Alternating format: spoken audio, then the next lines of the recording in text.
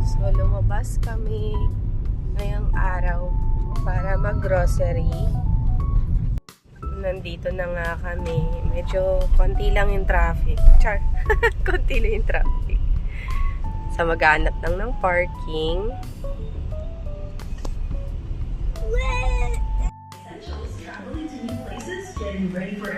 Next week pa nga sana kami mag-grocery, pero dahil sa nararanasang tensyon sa Middle East at ng US, so naisipan na namin mag-grocery dahil baka tumaas nga yung mga bilihin. Siyempre, kapag tumaas po yung gas, panigurado tataas talaga yung mga pangunahing bilihin.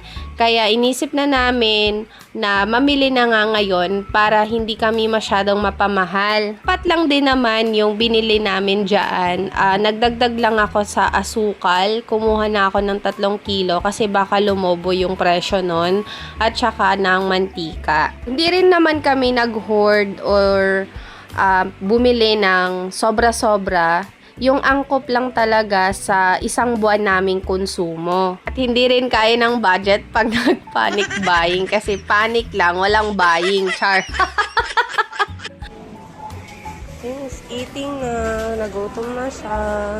So, wala namang nag-improve or nadagdag dun sa gastos namin. Usual talaga is nasa 10,000 yung grocery namin for the whole month.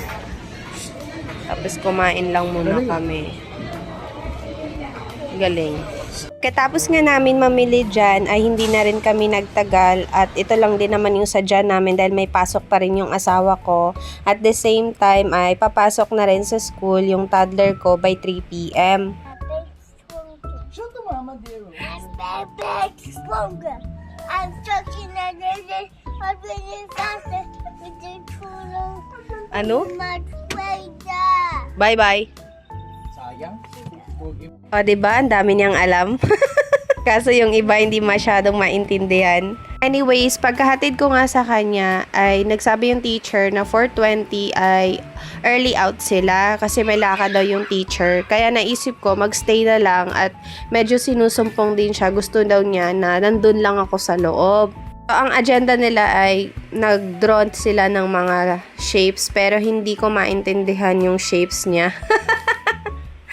Fast forward tayo, nung makarating ako sa bahay, ay inasikaso ko na rin kaagad itong chicken curry para sa dinner namin.